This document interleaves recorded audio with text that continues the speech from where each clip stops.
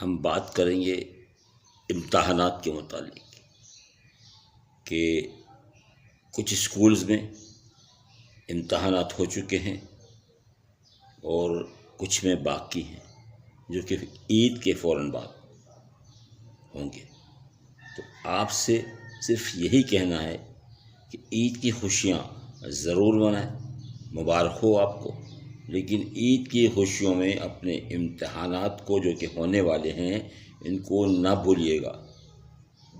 इसलिए कि आपको कामयाब होना है और तवज्जो से मेहनत से जो सिलेबस आपको पढ़ाया गया, जो आपको तैयारी कराई गई, उस पर मेहनत करना है।